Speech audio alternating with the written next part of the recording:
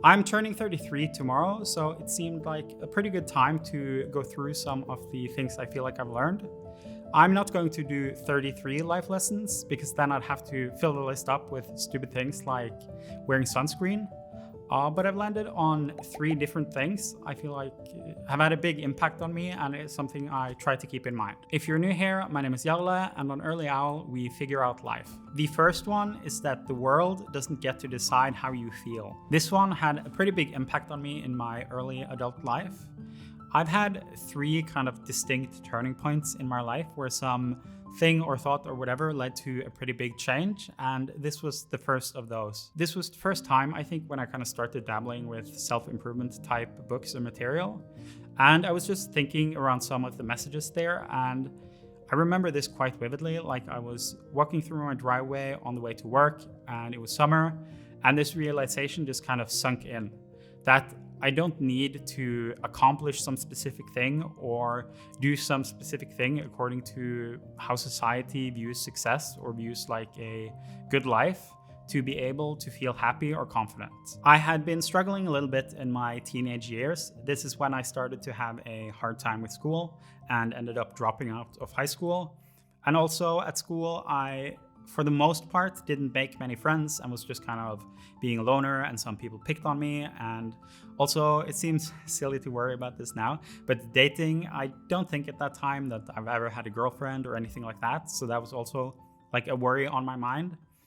And I think the main thing that kind of got to me is that I felt like if anyone else kind of looked at my life and what I had or hadn't done, it would seem like a life that you shouldn't be happy with, and it didn't seem like you had much to be confident about.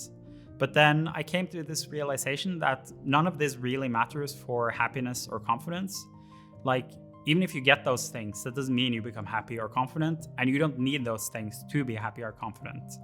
And it was just like a weight lifted off my shoulders, that it was just kind of, I suddenly realized that I was allowed to be happy and I was allowed to be confident. And ever since then, I've pretty much just always had a very stable baseline of like confidence or happiness that is more just built around how I feel about myself internally. And I think a lot of what I focus on is what I would like to be or what I would like to accomplish. And as long as I'm kind of happy with the direction I'm heading, then I feel like I can be happy with myself and happy with who I am. This idea is somewhat related to the happiness is a choice phrase, which you sometimes see floating around, but I don't believe that. There's many reasons why you might be unhappy, and it's not always something you can just kind of turn off. And saying happiness is a choice also makes it seem like you're kind of putting the blame on a person who's not happy, that you're saying they should just choose to be happy. What I'm more saying here is that you don't have to let like your career or your status or anything like that define how happy you are, because even if you get all those things, it generally doesn't define how happy you are. So it is more important to try to find happiness from within in whatever circumstance than it is to think that you need to meet some barrier of success to be allowed to be happy. And the same is true for confidence. Like, you don't need to be well paid or you don't need to have prestige or whatever to be confident.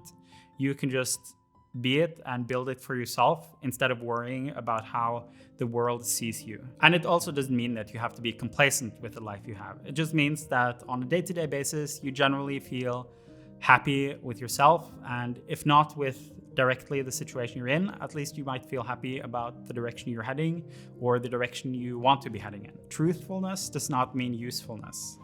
So the idea behind this one is that I think it's very easy to get caught up on what is true or what is false instead of focusing on what's useful to you right now. Part of this is just getting a bit away from the idea of like black and white thinking and thinking that there's just one truth and that's all that matters. Let's say you are trying to become successful, but you feel like in whatever way you have an unfair disadvantage or the system is rigged against you, or that you want to become an author and you know that it's a very small chance of doing so and most people who do it fail, so you're probably going to fail as well.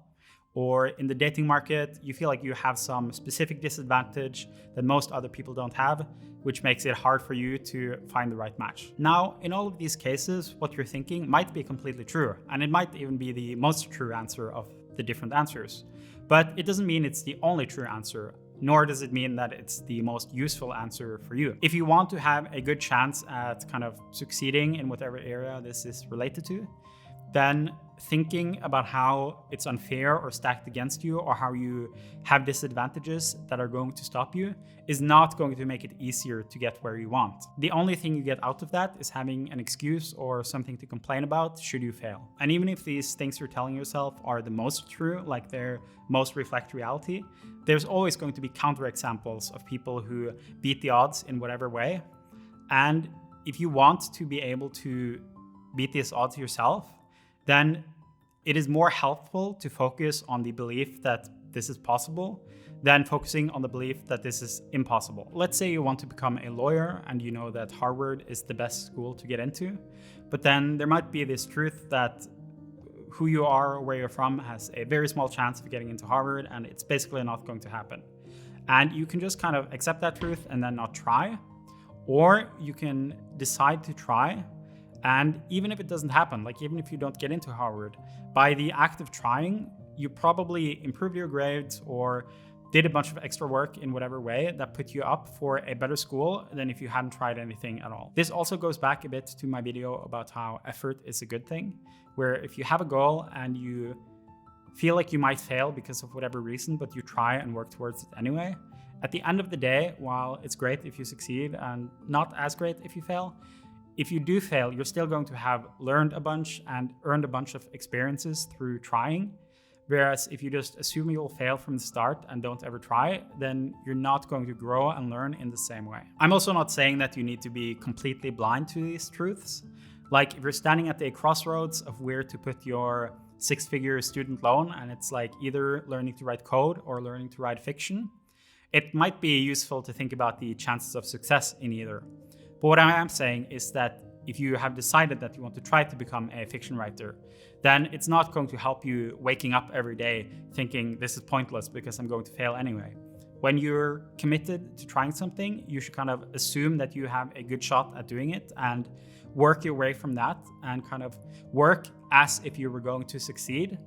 And then instead revisit what are the right choices to make for you and what are the right next steps forward on like a more bigger scale interval, like doing a yearly review of how things are going with your authorship or something like that. This also applies to how I kind of think and talk to myself, where if I'm trying to do something like I'm trying to go on a diet, then at least for me, I can't really have a half-hearted approach where I just think, oh, I will just try to eat a bit healthier and then things will work out.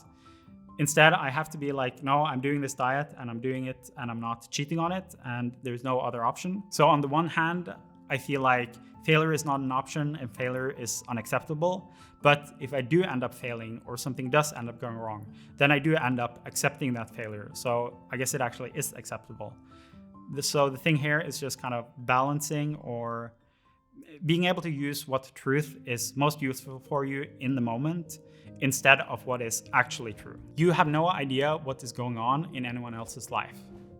This one is pretty easy to accept as fact, like you don't know any more than what you know, but it still takes some time to really sink in and be able to implement in your life and how we view other people, I think. For me, this realization really started to stick with me after my girlfriend passed away, because then I spent like 2 to 3 months just being a bit of a husk of a person, and I was more irritable and just not as much of a nice person to be around, I think. And I remember pretty much any time when I just walked outside or like went to the store or anything, I would just look at all the other people and think like they have no idea what's going on in my head or what I'm going through or anything like that. And in the same way, I have no idea what anyone else is dealing with.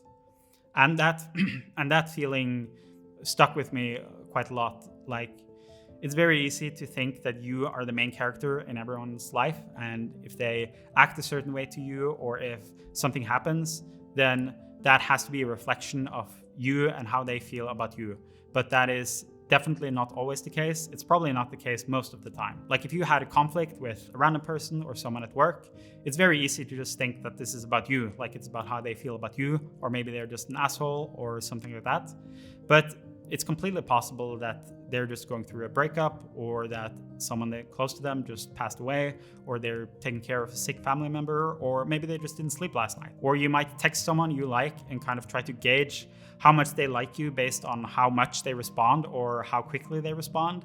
But it's completely possible that they don't respond just because they're stressed at work, and when they're done with work, they don't feel like dealing with sending messages or social media. And you just need to realize that you have no idea what's going on in other people's life, and they're going to act based according to that, not just based on how you fit into their life. So I think that summarizes 3 of the life lessons I've had, which I've come to appreciate more and more as I've gotten a bit older. If you like this video, then feel free to subscribe, and I will link to a playlist around mindset type videos like this here. Thank you so much for watching, and I will see you next Wednesday.